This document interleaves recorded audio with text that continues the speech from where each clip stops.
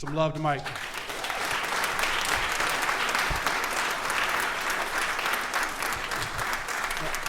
Hi, everybody. I'm Mike. I'm an alcoholic.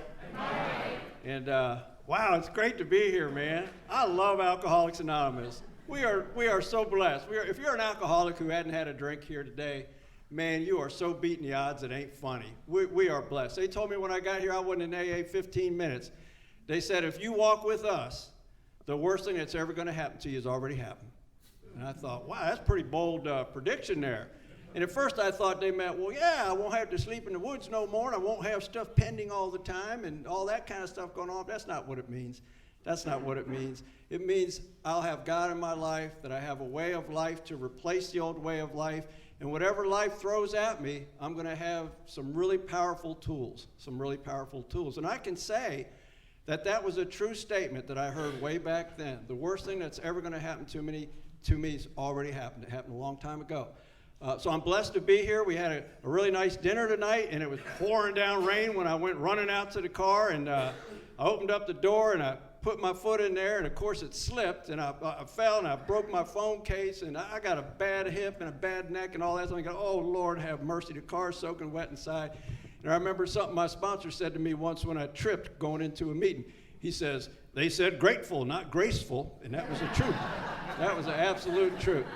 So anyway, the main event's tomorrow morning, so I was asked to, well, actually I was told to don't suck.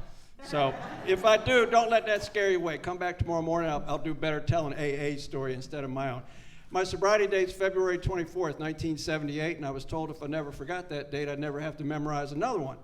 Now, that don't mean I'm going to fall over drunk if I forget the actual date that I came to Alcoholics Anonymous, but what it does mean is if I forget where I came from, I'm going back. It's just that simple. It's just that simple. I am nothing without you people, the God of my understanding working through you people. Absolutely nothing. I have confidence in my sobriety. I am not going to fall over drunk, but I'm not cocky about it. I'm not cocky about it because I know who's doing the heavy lifting.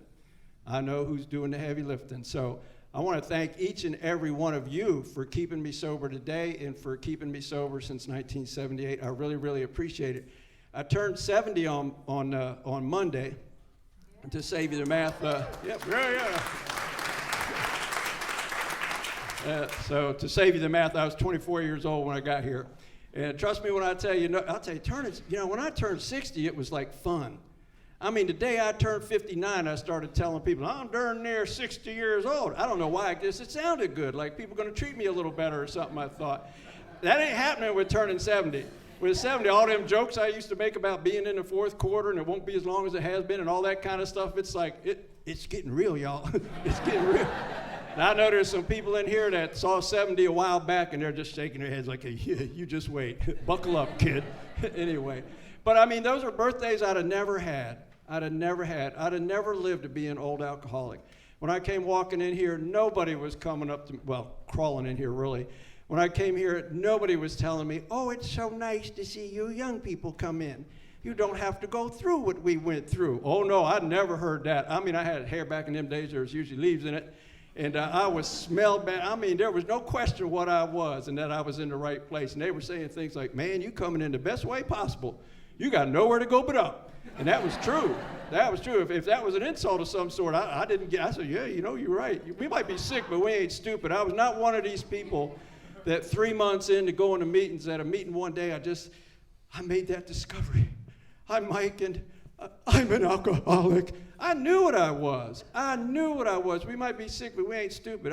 I was living on the streets out in L.A. for a while. I misspent a portion of my youth in Los Angeles, and I got scooped up behind this bar. I was living in this gravel parking lot behind this bar at the corner of Lincoln and Washington, Venice, California. And they didn't know what to do with me. So long story short, whenever you hear one of us say that, we're lying, just so you know. Long story short, I wound up in the nut house. It was sort of like, it was some other ward attached to some, anyway. And man, I always knew there was something wrong with me. I didn't know what it was. But I knew there was something the matter with me, something deeply the matter with me. I mean, I knew it. We have our moments of truth. I knew I wasn't right. So I really wanted to know what was the matter with me. Apparently other people wanted to know what was the matter with me too. I don't know about y'all, but I used to hear this question all the time. What's the matter with you? Man, I don't know. Whatever. So anyway, so I took all of these tests. I always forget the name of them. It's some personality, multiple personality. I don't know, whatever the name of it. It's a long test, and I've got a feeling something. Oh, I see a couple of heads nodding. Y'all know the test. You've probably taken it yourself. Anyway, the big day comes where they're going to tell me what's wrong with me. And I'm excited. I'm like, yes, I'm going to find out what's wrong with me, man. You know, I mean, when I come to AA and they said drinking's but a symptom, there's deeper underlying cause, I was like, yeah, like, I know that, right? So they're going to tell me what's wrong with me. And they had charts and diagrams. There was 3 of them sitting on one side of the table and me on the other, kind of like a parole hearing. And they said, well, and in fairness to the mental health community, this was like, almost 50 years ago. I hate saying that. It was 50 years ago. Oh, my God. Oh, my God, my back hurts worse now. Anyway, they said, well, so I think they know better now, but 50 years ago, they said, well, Mike, first of all, because I asked them, they had these charts and diagrams. I said, well, what is wrong with me? They said, well, first of all, you're not an alcoholic. I had to remind them they found me in a parking lot. I mean, I knew what I was. And so as soon as they said that, I knew more than they did. So I just laid back in my chair. I said, well, okay, what's wrong with me then? And they said, well, what you have is severe, emphasis on severe, emotional problems. And when we straighten those out, your drinking will straighten out. I'm like, oh, man, you went to school for this? Are you kidding me? Are you kidding me? So that was not what happened. And, so naturally, as soon as I got out of there, I started drinking. I was on disability in there, and I saved some disability checks, and I cashed them in a bar. But I guess I'm not an alcoholic because I was too young. But once again, I think they know better now. They wouldn't say that today. I grew up in an alcoholic home, and when I say that, please don't misunderstand me. That doesn't mean like poor little Mikey grew up in an alcoholic home, and that's why I drank. You know, that's not it at all. I heard an Al-Anon say once, and I really liked it, and I've been repeating it ever since. He said it's not about blame, it's about understanding. I'm sure a lot of people in this room grew up in alcoholic homes, and on a scale of 1 to 10, I was about in the middle. Plenty worse, some not as bad. But there's absolutely zero value in me pretending that growing up in an alcoholic home didn't alter my life for the worse. Well, of course it did. That's just silly to say it didn't. Does that let me off the hook? Does that mean I'm not going to take responsibility for my actions? Does that mean, see, I told you it wasn't my fault? Oh, Lord have mercy, it was my fault. It was. It doesn't mean any of that. It's just part of what made me who I was and what made the anesthetic called alcohol very, very attractive. I mean, very attractive. I'm a child of the 60s and 70s, so I'm highly qualified, and I mean highly qualified for at least half a dozen programs that end with an A. However, I'm a real alcoholic. I'll compare my alcoholic credentials with anyone. I have impeccable alcoholic credentials. I only mention that if there's anybody in here, if there's any other alcoholics in here who are thinking to themselves, they're new and they're thinking, well, I'm more than just an alcoholic. Yeah, we know. Come on and sit down. You're probably in the right place.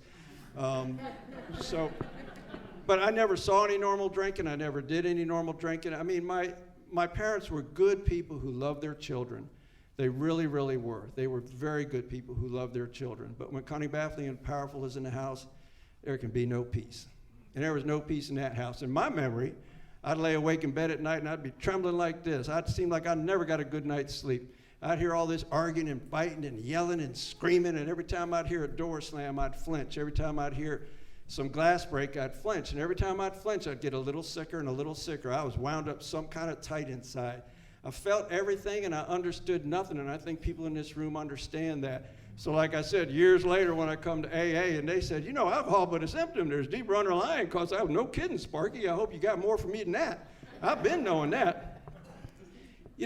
Whenever I hear, I was exposed to the power of alcohol at a very young age. Both my parents were in the Army in World War II. My father stayed and made a career out of it.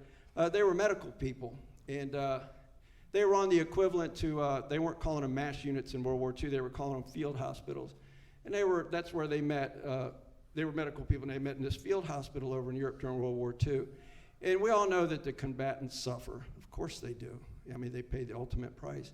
But you know what? The people that put the pieces back together, they suffer a lot too. And years later, long after my parents had passed away, my oldest sister showed me some letters that my parents had written to each other during the war, because they were on the same unit for a while and then they got separated, and these were the letters.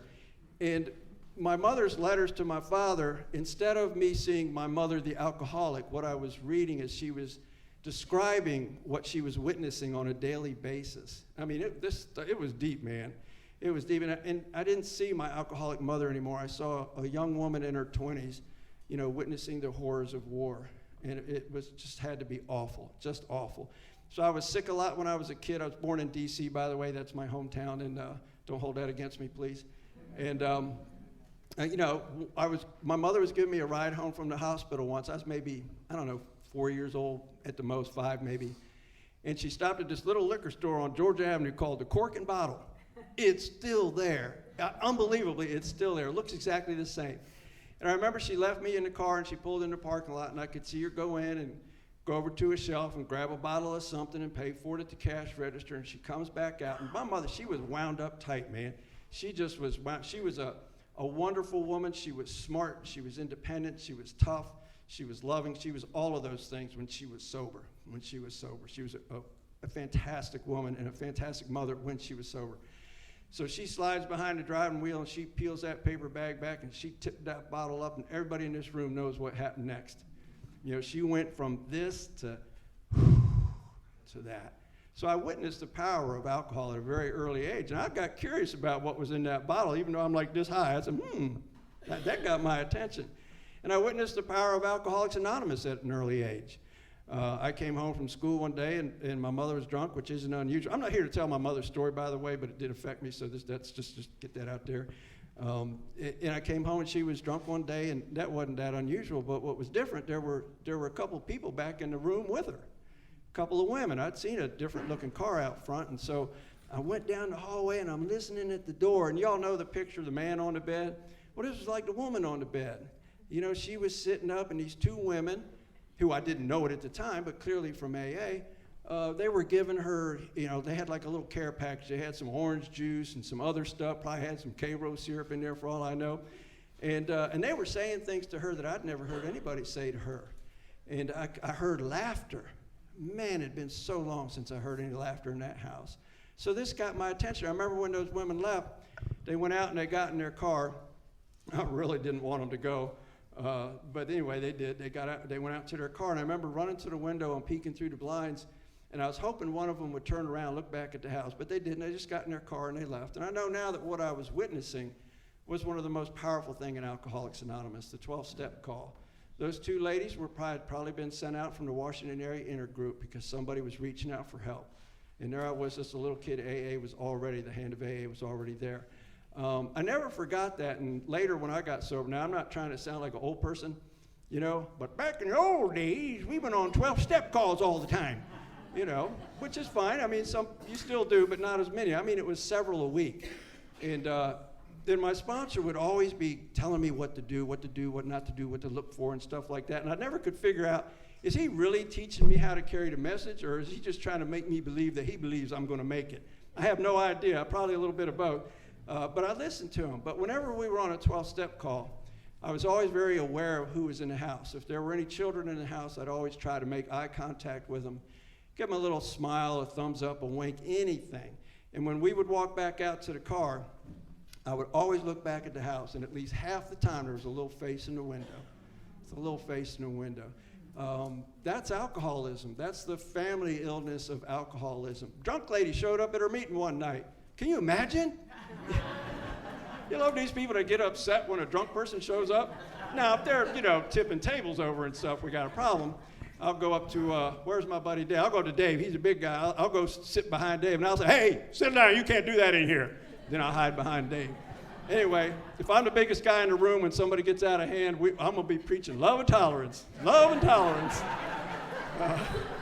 But anyway, she'd been drinking, and we all knew her. She was just, you know, one of these members that just breaks your heart. Just breaks your heart. You know, I mean, she seemed like she wanted it so bad. She tried so hard, but here she was drunk again. It was just heartbreaking. Anyway, when she left her purse behind.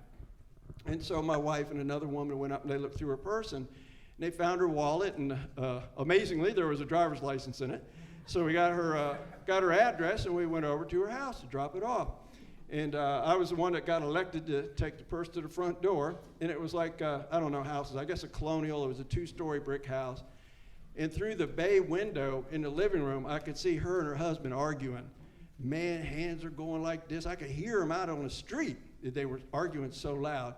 And so I get up to the door and I go, and the husband says, "What do you want?" I said, "Your wife." Let's just set it down. Okay.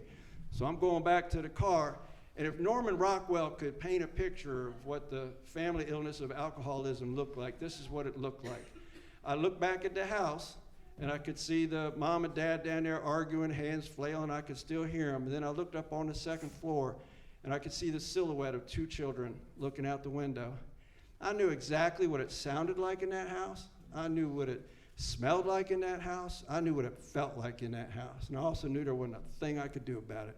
There wasn't a thing I could do about it. For all I know, there's 2 future members up there. I have no idea. I have no idea. You know, we just rip the hearts out of the people that love us. And it's hard to say. It's a harsh reality. I've been on every side of alcoholism you could be on. I've been the alcoholic doling out the pain, and I've been the one receiving the pain. So I know what that feels like. What that feels like. This is a tough thing we're up against here. Alcoholism's ugly. And it's tough. So it's amazing that you hear so much laughter at AA meetings, isn't it? Because we've recovered, like it says. But we don't forget the seriousness of it, and we don't forget who's still out there. And most alcoholics die drunk. We get used to seeing people get sober in AA, don't we? They come in, you know, their life's a mess, they're shaking. We see this all the time. You know, we give them something to eat, we sit down, we talk to them, we share the literature with them, we expose them to a solution that has worked for so many people for so long, and we see them get sober. So we just think, yeah, people can do that. But the fact is, I mean, there's lies, there's big lies, little lies, and then there's statistics, do what you want, but with these numbers, but I mean, the vast majority of alcoholics die drunk. We have something really, really special and powerful going on here. We really do, and I don't ever take that for granted, not for a second, not for a minute. So, you know, whenever I hear somebody tell their story, what I listen for and what I usually hear is a spiritual story. I mean, because kind of that's what we're supposed to be doing. Somewhere in the big book it says that, you know, we say in our own words, in our own way, how we established a relationship with the God of our understanding. And so my little spiritual story kind of goes like this, and before I say another word, I want to make it perfectly clear that I am not about to engage in any Catholic bashing or religion bashing in general. That's not good AA. That's not what our literature teaches us. I'm at peace with all of that now, so please don't misunderstand me. With that disclaimer out of the way, I was raised Catholic, and I went to St. Michael's in Silver Spring, Maryland. I only mention that because you'd be surprised. I've told my story as far away as Texas and had somebody come up to me and say, "I went to St. Michael's." I said, "Well, of course you did. You're an AA." That school cranked out a lot of drunks, man. I'm sure it cranked out a lot of really great students. But I used to go to Mass every morning before school, and I just loved it. Man, they were doing it in Latin in those days, and it was just beautiful, something soothing, something special about it. And I would always sit right up front, and I can remember the morning sun coming through the stained glass window, and the place was just lit up, and I'd look at Jesus up on the cross and, you know, hear the Latin going, and I felt something. I really did. I felt something. But I couldn't square it with what I was seeing at home. I just couldn't square it. And I prayed hard. I prayed for Mom to get well. I prayed for the noise to go down and it got louder. I prayed for this, I prayed for that, and nothing was working out. You know, I'm too immature, spiritually immature to figure out how to pray appropriately. Anyway, so I started doing what probably a few people in this room did when you were young and in school. I started acting up. And so one day we were over in the church. We weren't in the schoolhouse. We were across the street in the church, and I did something inappropriate. Please don't judge. I was like 10 years old. I had no idea what it meant. I'd seen older kids do it. That's all I knew. But I had been acting up a little bit, and the nun came over, and she did what they're programmed to do. Pow! She just smacks me upside the head. And when she turned her back, I flipped her off. I learned a couple of things right away. One is your little friends will snitch on you in a heartbeat. Oh, yes, they will. And the other thing I learned was that nuns don't like that. So, man, she came over and she grabbed me by the ear. She yanked me out of that pew and she marches me across the street. And she takes me up into the schoolhouse, up into our classroom. And here I am standing in front of a nun in complete habit with a crucifix and everything, surrounded by pictures of Mary, Jesus, and Joseph. She picks up my desk, she dumps all of my books out on the floor, and she says, "Leave and don't come back." Now, in my little 10-year-old eyes, that was God telling me to leave and don't come back. That was God telling me to leave and don't come back. Most people, when they tell their stories, what I listen for is if they had a faith, I listen for that departure. If they never had a faith, I listen for that apartness, and then the chaos that is our self will run riot, and then they're eventually coming home to God. And when most people tell their stories about their departure from God, it's a gradual thing. It happens slowly over time. They got a little older, and they just weren't so interested in that anymore, and they drifted away from the church. With me, it was like, pow! It was that day. And I can remember walking down Wayne Avenue with my heavy, heavy book bag, because all my books were in it, and with every step I took, I could hear them little straps hitting the back of the book bag, and I knew my life was going to be different. I couldn't tell you what had just happened. I couldn't articulate it, but I knew something really big had just happened, and my life was going to be different. I'm 70 years old, and I'm 45 years sober. That sounds weird. Anyway, my head still spins when I think of the swiftness and the completeness of my demise. I hit the ground running. I went full tilt from day one, and I never looked back. I drank for one reason and one reason only, and that was to get fallen down, blackout drunk. Within the span of just a few short years, I became a chronic runaway. I think today, I'm a parent and a grandparent today, and boy, I tell you, they give me a run for my money. Uh-oh, this being recorded? Uh-oh, anyway. So I know, it's hard to contemplate what I put my parents through, but I was a chronic runaway. I got run all through the juvenile system. I got thrown out of every school I ever went to. I kept winding up in places that ended with Children's Center. In Maryland, it was this place called Waxter's Children's Center, and I did a lot of ripping and running in D.C. Their juvenile facility, their notorious juvenile facility, as I would learn, was called the Receiving Home. Man, that almost sounds like a place you want to go, doesn't it? The Receiving Home for Children. Oh, man, I've been in adult jails that weren't as bad as that place. And so this happened just over a period of a few years. By the time I was 14, my life was so out of control. And I was so angry. And I was angry at God. That's who I was angry at. I was never angry at the cops or the probation officers or the police or anything, or the judges or anything like that. I was mad at God. I was so angry at God. That's where all of that fury was directed. It was towards God. And I pumped anything into my system that would help me to just not feel. My parents died when I was a teenager. And I don't know about the rest of y'all, but I was looking for a little sympathy when I got here.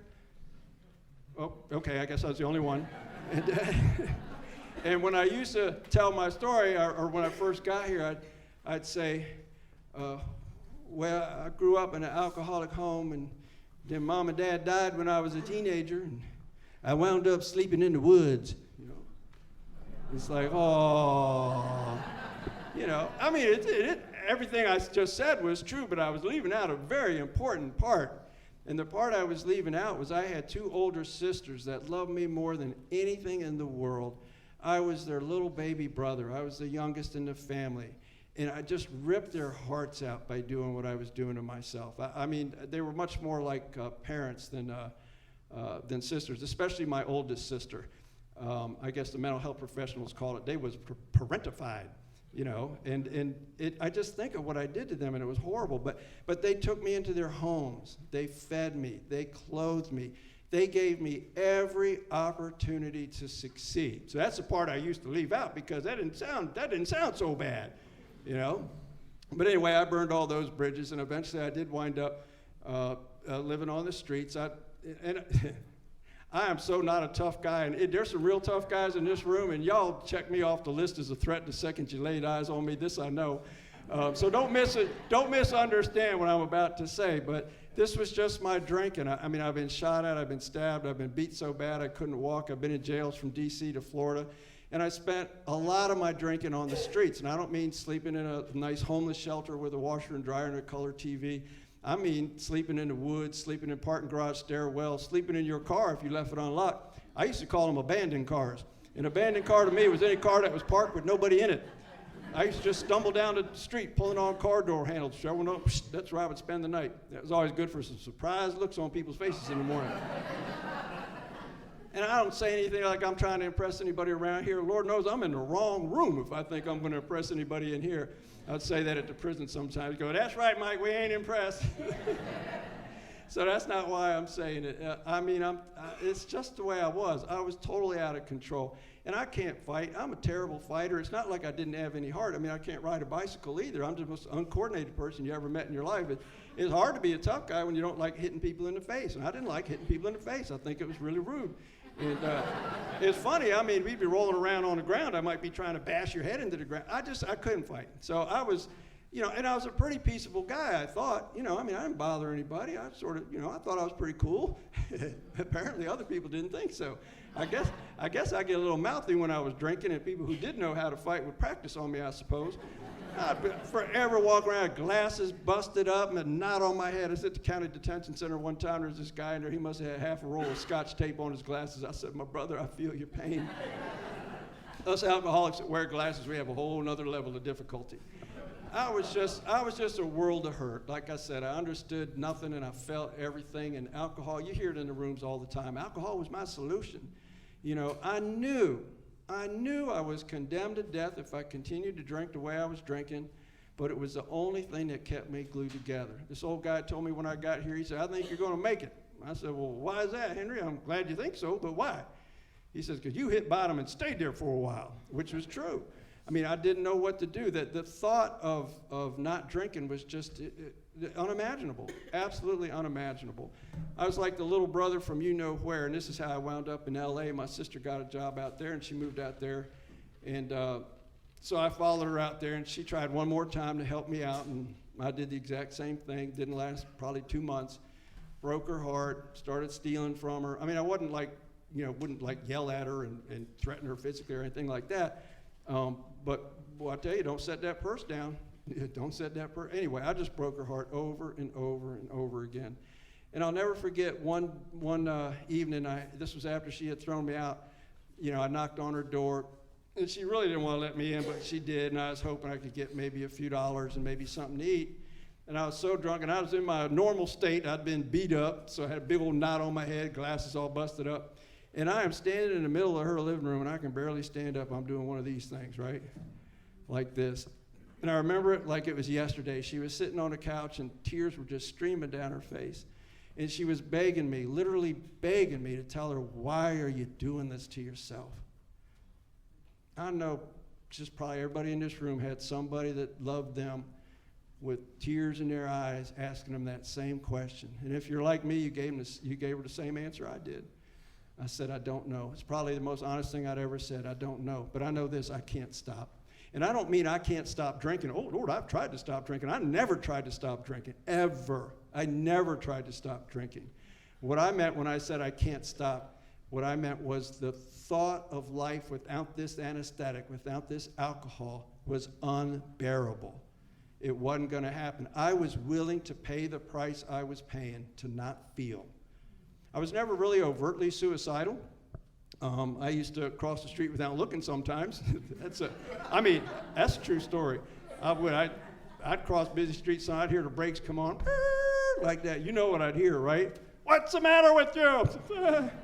I get that a lot. But I was never really overtly suicidal. But I just kind of walked around wishing I was dead a lot. And I'm sure the mental health professionals can tell you what the difference is. I'm sure there is one. I don't know what it is. But I was never overtly suicidal. And my criminal career was, I had such serious charges as trespassing, destruction of property. Apparently I liked the sound of breaking glass when I was drinking. I was not like a big time criminal. I was just stupid.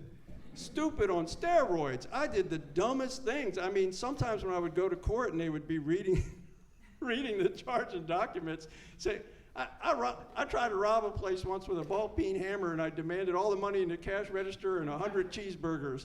I mean, I'm telling you, I saw it. The judge almost started laughing. I was like, oh, God. Anyway, but I'm just, man, I'm angry. I'm about half drunk, and I'm sick and tired of being sick and tired. And I said, you know what I'm going to do? I'm going to rob a liquor store. That's what I'm going to do. Now, for your career trespasser, check time. That's a pretty significant step up. When I would tell this story at the prison, they would just shake their heads and laugh and say, no, Mike, you're not a very good criminal. Anyway, so I'd been in a liquor store that got robbed once, so I felt like I had training. And it's true. In D.C., you could drink when you were 18, which means you can drink when you're 15. And I was buying some beer in this little liquor store in D.C., and this guy had walked in before me, and he went over and got a six-pack of beer, and he was standing in front of me in line. And I saw some money drop to the floor. So I picked the money up. I said, hey, man, you dropped some money. And I'm tapping him on his shoulder, and he just keeps pulling back like that. I said, what is wrong with this man? I know he hears me. I said, hey, man, you dropped some money. And then he turned around. He was significantly taller than I was, and he had this little chrome pistol. I'll never forget it. And he just paused when he looked at me. That pistol was pointing dead in my chest, and he's looking at me like, you dumb so-and-so, can't you see I'm robbing this place? I was terrified. I mean, I'm doing like this. I'm scared to death. I didn't even look at him when he left because I thought he might shoot me. The guy behind the counter, he'd been robbed so many times, this didn't faze him at all. He's on the line to the police, and he's keeping the line moving, and he's reaching in his pocket making change for people. I couldn't get out of there fast enough. So anyway, so I had training, and I was wearing my father's field jacket from World War II. It was all tore up. I really wish I hadn't have done that. I still have it. The thing is literally in shreds, but I got it on a coat hanger in the closet.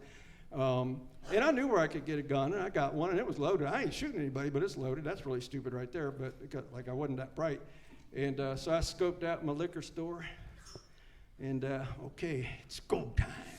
So I go in the liquor store. I am scared to death, but I'm half drunk, which I'm kind of grateful for today. And I was glad to see there wasn't anybody in there. So I walked over to the cooler, and I got a six-pack of beer, and I walk over to the cash register and the counter, and I noticed a couple of things right away. Well, I set the beer down, like I'd seen my mentor do, and I'm following directions here. And the first thing I noticed was the guy behind the counter was huge. Oh my God, this guy had to be like 6'5", 220 pounds, none of it fat. So I'm getting a little jaundice right there. I'm like, ooh, God, this is that big dude, man. Do I really want to do this? And I'm scared, man. And then I noticed a sign taped to the back of the cash register. It says, mandatory 5-year prison sentence for any crime committed in the state of California with a handgun. Oh, Lord have mercy. I've done some county time and stuff like that. I can do that, but prison? 5 years prison? I'm a little guy. I don't think I do too good. Don't they have San Quentin out here? I'm not doing this. And then finally the guy leans over and he goes, anything else? And I went, and I had $2 in one pocket and a gun in the other. I go, $2 gun, $2 gun. Finally, I pulled the $2 out and I threw it on the counter and I said, and give me a pack of Cools. I'll tell you how long ago that was. I got change back from $2 for a six-pack and a pack of cigarettes. I understand that's not happening today. I went out on the beach and I am just berating myself. You ain't a good guy. You ain't a bad guy. You're a useless piece of crap. You know what? You ought to just take that gun and shoot yourself. And I had never really seriously considered suicide. And to this day, I don't think I was really that serious. This is just how much pain I was in, man.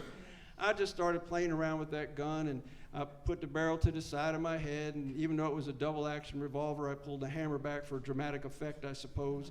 And then a couple of thoughts occurred to me right away. One was, this could be dangerous what you're doing. And the other one was like, do you really want to do this?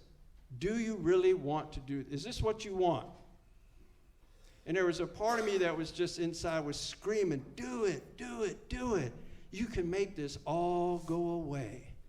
But there was another part that just felt like it's always been hard for me to put it in words. It wasn't like some big moment of clarity or spiritual experience or anything, but it was almost like a very pragmatic thought, like, this is permanent. you can't change your mind on this. And then this thought occurred to me that that's not really what I wanted. I didn't really want to be dead. And you hear this all the time, and I'm sure you all know exactly what I'm saying. I just couldn't live like that anymore. And I thought, well, you can do this anytime. It's easy. I cringe when I hear people say they didn't have the guts to kill themselves. It's easy to kill yourself. We're built to want to live. There's no shame in that. Don't apologize for that. I'm built to want to live. I used to say it was only by God's grace that I didn't pull the trigger. That may be true. I don't know. I don't say that anymore. I was talking at a meeting one night back home, and two people that I just love, a brother and a sister, were sitting on the front row. And when I got to that part, and I said it was only by the grace of God that I didn't pull the trigger. As those words tumbled out of my mouth, I looked at those two and I thought, my God, their brother had just killed himself a couple of years earlier by shooting himself in the head. I said, what am I saying when I say that? Their brother didn't get God's grace. He didn't count. God picks and chooses. You'll pull the trigger. You won't pull the trigger. I don't understand that. Somebody who's way more spiritually sophisticated than me could probably explain that to you. I can't. So the only thing I can say is I don't know. I don't know why some of us pull the trigger and some of us don't. Suicide's part of our world, isn't it? I'd be shocked if at least half the people in this room hasn't lost somebody that they love to suicide. It's just part of the game. That's what comes with the territory. I'm here to tell you that God loved them just every bit as much as he loves you and me. Why some of us pull the trigger and some of us don't, I don't know. I used to say it's only by God's grace I didn't kill myself or anybody else. I drove so drunk all over this country. In fact, I was thinking about this when I came down here and I was driving through Bristol, and I remember getting pulled over by a Tennessee state trooper. Me and my buddy, who I had hooked up with out in California, he had just got out of the Marines, and we had stopped off at Yuma and got some product for his colleagues at Marine air bases around the country, and we were helping the fellas with some product. Driving a 65 Ford Galaxy drop top with a truckload of product and a whole bunch of camping equipment on top of it. And I'm convinced that every state trooper in the United States is a former Marine. And he'd start talking his Marine talk when we got pulled over, and I remember hearing this one cop say, yeah, I took a year off myself one time. I thought, yeah, go ahead. And I'm like, man. But anyway, I was so drunk, I could not walk. And we got pulled over in Bristol. And I remember he told me to walk a straight line, and I fell down. I fell down walking a straight line. It was very different in those days. My buddy was asleep in the back seat. He woke him up, made him walk a straight line. He told me to get in the back seat, told him to drive. That ain't happening today. But the point I'm making is I drove so drunk that I couldn't stand up, and I never harmed a fly. I put a lot of cars in ditches and even rolled them, got bumps and bruises, but no one was ever seriously hurt. Not that long ago, not far from home in West Virginia, there was a story in the paper about a 17-year-old guy, been out drinking all night, 17 years old. He was going home about the sun was coming up, and he wiped out an entire family, a mother and two children. Why can I drive all over the country so drunk I can't walk and never harm a fly? And him, at 17, wipes out a family. If you think you know the answer to that, please don't come up and try to explain it to me, because I think the only thing that has a modicum of humility is to simply say, I don't know. I don't know. What I do know is I'm here. I've been exposed to a solution that worked. I've found my way back east. It never gets better. It only gets worse. I had a great career going at the car wash, New Hampshire Avenue Car Wash in Langley Park, Maryland, a tough little neighborhood just outside of D.C. And when I wasn't sleeping in the woods next to the car wash, I was sleeping on the floor of a cockroach-infested room with a couple other drunks in beautiful Langley Park, Maryland. This is the condition I was in when I reached out for help. So I went out to this thing called a phone booth. I looked in this thing called a phone book. And I looked up Alcoholics Anonymous. You know, you think it'd be easy to find AA, right? Got to be on the first page. No, it's AL, man. I had to look all through that book, but I wanted it really bad. And I'm going to tell you, the only reason I called Alcoholics Anonymous was this. When I was a little kid, my mother took me to an AA meeting with her. Sadly, she never recovered, and she died of this horrible disease. But she would have periods of sobriety through the 50s and 60s. And all I can remember is when she was sober, things were good. When she was drinking, things were not good. But she took me to a meeting when I was maybe 9 years old or something like that. And the only thing I remember about that AA meeting is the people in the room were happy. As we used to say in the 70s, there was a good vibe in the room. People were laughing. They seemed to like each other. I remembered that. There was something good in that room, just a good feeling in that room. That's the only reason I called Alcoholics Anonymous. I had no idea why it worked, how it worked, or anything like that. So I called the Washington Area Intergroup after finally finding it in the phone book. And I'll never forget what the man who answered the phone said. He said, "Alcoholics Anonymous, may I help you?" I had no idea how my life was going to change over the next few hours. I hadn't had a drink that day, and I was shaking like this. And I told him the truth. I said, "Well, I don't know if you can help me or not." So I told him my sad little tale, and they were smart in them days. He didn't tell me where a meeting was. He knew I wouldn't go. He said, "We'd like to have somebody come by and talk to you. Maybe take you to a meeting." Now he's like a salesman. "Okay." I was a phone solicitor for a while, and that's what they always end with, "Okay, can we sign you up, Mr. Jones?" So I said, "Well, of course. I mean, I called you." I mean, really, I wasn't expecting that at all. So I went up to my little cockroach-infested room with my shaky little self, and I got my little face glued to the window, looking up 14th Avenue, waiting for this person to come by that's going to take me to a meeting. And this old Chevrolet comes rolling down 14th Avenue. The guy driving it, his name was Dan O., a man who would become my sponsor and remain my sponsor for over 30 years until he passed away in 2009. Had a guy named Bob A. riding shotgun, who I would later find out just got out of the nut house. He let Bob in the car, and he approaches my building. He opens up the door to the hallway, and he's hit with the stench of urine, stale booze, some wacky weed floating around the hallway, and he climbs some dirty stairs, and he knocks on a brown, dented-up metal door. And when I opened that door, he stuck his hand out. He said, "Hi, I'm Dan. I'm an alcoholic." And we catch on quick, and like I knew what I was, like I've been telling y'all, I knew what I was, but I stuck my hand out, and I said, "I'm Mike. I'm an alcoholic." The instant that our hands touched, I became part of a chain reaction that started in Akron, Ohio in 1935 when two drunks discovered they could do together what they could not do by themselves. I love AA history. I could talk about it for hours, but don't worry, I won't do that tonight. Let me see what time it is. Uh-oh. Yeah, no, don't worry, I won't do that. Y'all turn the lights out, and I'll be standing up here talking to myself. But we will be talking some AA history tomorrow. But the short version of our story is that them two went looking for a third one, them three went looking for a fourth one, and here we are today, almost 9 decades later, with millions upon millions of recoveries around the world, still doing good AA, just like they were way back then. I'm telling you, AA always has been and always will be one alcoholic helping another one. And whether we verbalize it or not, we know something when we look into each other's eyes, don't we? We know that we need each other. We know that we need each other.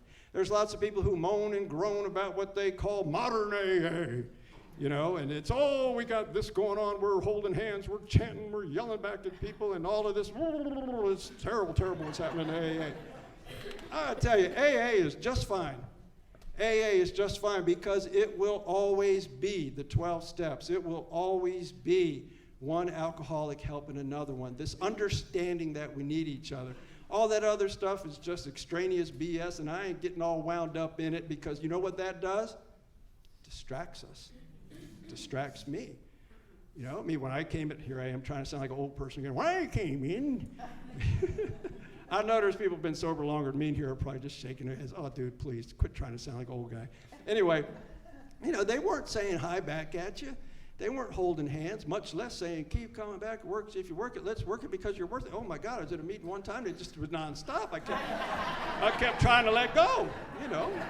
Okay, so these little customs change, so what? It's no big deal. And people think that, "Oh my God, there's things happening in AA that it's, we're just in a sorry, sorry state." I'm a history guy. I love AA history. AA was, its official birth date is in June 10th, 1935. Within 5 years, there were people talking about, "Oh, this thing's changed. Ew. Oh my God," you know? And I mean, this whole bit about, we got, 6 steps and we got 12 steps, and they're changing everything. And then, the boy meets girl on AA campus, like that never happened before. Oh my God, there's this hilarious story in Dr. Bob and the Good Old Timers where, a man and a woman meet at a meeting. They're in Akron. I mean, it is very early in the game, y'all. This is very early in the game. And so the two of them hook up and they break into Dr. Bob's office. They hit his medicine cabinet. They do a little fellowshipping on his examination table. So anything that's going on now, trust me, it's been done. And AA has survived. AA has survived because when anyone anywhere reaches out for help, we are the hand of AA, and we're entrusted to be there. We can't, I heard a guy refer to it once. He said, I can't take my pot of gold and leave. I can't do that. I couldn't do that. I help carry the message because I love it, because I feel like I ought to, just like Dr. Bob said, insurance against a possible slip. But the book tells us that all of the motives of I have to do it to stay sober myself, that will become secondary. We learn to love the life that giving gives us, and we're so filled with joy over what we've been given that, man, we don't want to keep it to ourselves. We have the power, not you and me. I can't get anybody sober. I can't get anybody drunk. But as instruments of God's will, we have the power to give children their parents back. We have the power to give worried parents who can't sleep, that are just sick, to give them their children back. I mean, we can't turn our backs on that. Okay, I'll get down off my soapbox now. So I get in the back seat of this old Chevrolet, and oh my God, there's 6 minutes left, and he's finally going to AA. I hope you've heard a little AA along the way. But I'm in the back seat of this car, and Dan and Bob, they started doing what we do. They started sharing a little bit about themselves, not to show off, not to try to impress me. It's called identification. I had lots of people try to help me. I had good therapists and doctors and even priests try to help me. And the things they were telling me were the truth. I couldn't hear them. I couldn't hear them. But Dan, he's talking about beating somebody up in his front yard and crawling around on his hands and knees, barking like a dog, biting anybody that come near him while the cops are getting ready to give him some knowledge knots. And it turns out Bob A. just got out of the nut house trying to kill somebody, and I'm telling you, these were my people. I mean, it's amazing who you feel safe with. I don't know where they're taking me. I got a big old buck knife in my pocket, and I got $5 in my boot, because that's where I keep my big money, and I'm shaking like this. And right away, what happened was the power of identification. And what the early AAs learned was that identification has to happen before healing can take place, and that's what they were doing. And then they slid the solution in on me. I'll always be grateful to Dan for not shying away from the so-called spiritual side of the program as if there's another side. But he starts talking about the first step. I said, check, got that. What else you got? I mean, really, I'm serious. I had everything about the first step I understood. I understood. It said, my life isn't unmanageable because I'm a drunk. My life's unmanageable because I'm under really, really bad management. I knew that. I understood that. And powerless, of course, yeah. So I understood that. But then he starts talking about, came to believe that our power. I said, uh-oh, full stop. Is this a God thing?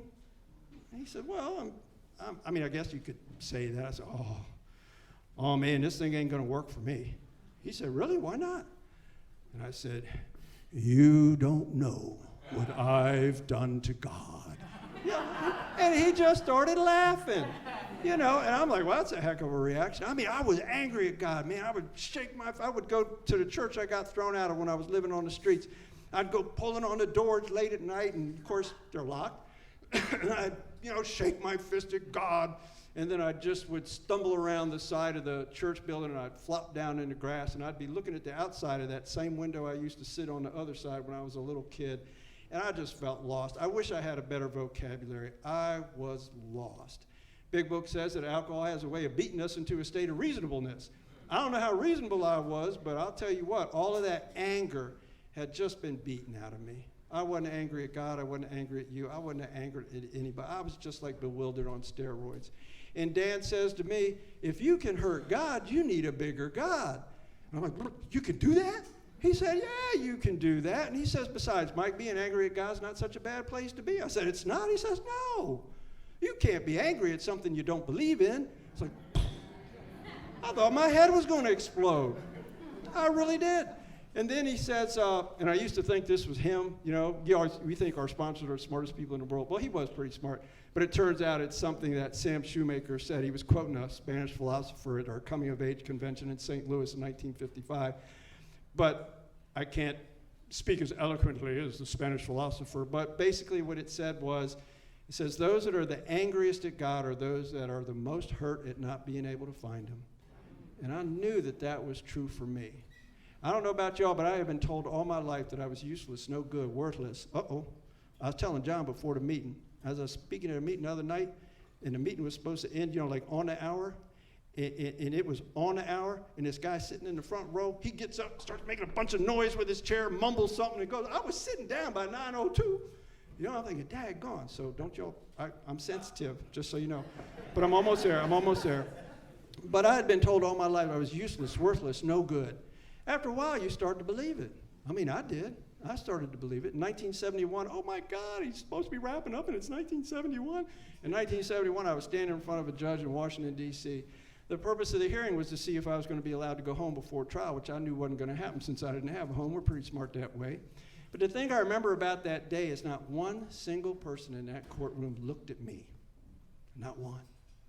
Judge never made eye contact with me. State's attorney never looked at me. My own public defender never looked at me.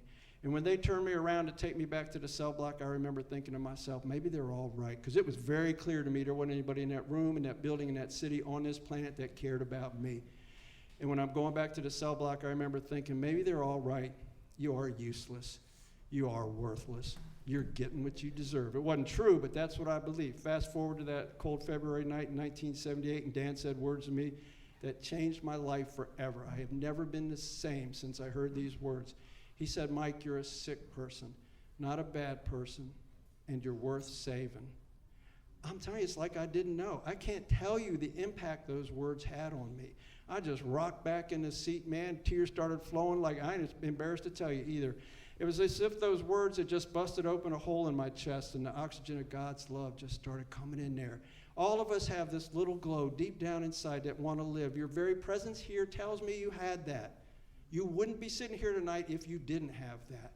And I had that, and it got more powerful and more powerful and more powerful. Now, I don't know if I had a spiritual experience. I didn't, experience the wind not of air but of grace, and I'm on a mountaintop, and this is the God of the preachers and all that. But I got to tell you, it was not the slow educational variety either.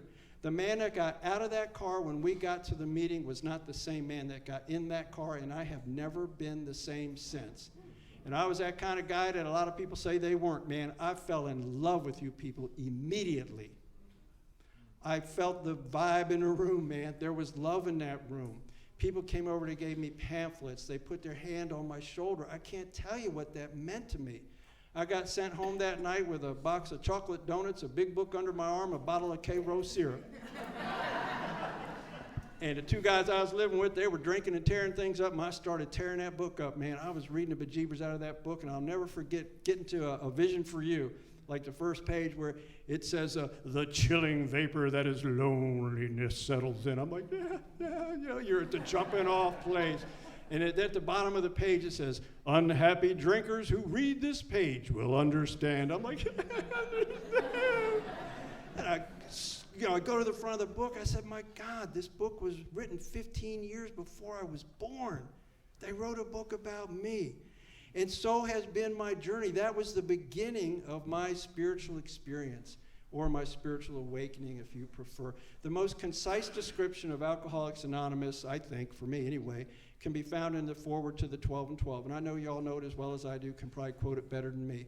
But they're talking about the steps as a group of principles, spiritual in their nature, that when practiced as a way of life, that's important, by the way, as a way of life, not just between 7 and 8 on Friday nights, but anyway, as a way of life, can expel the obsession to drink and enable the sufferer to become happily and usefully whole. That has happened in my life. My heart is filled with gratitude. I'm grateful to each and every one of you. I'm grateful for Alcoholics Anonymous. And I'm glad that you invited me down here, John, or District 13. Thank you, District 13, for having me. Thank you.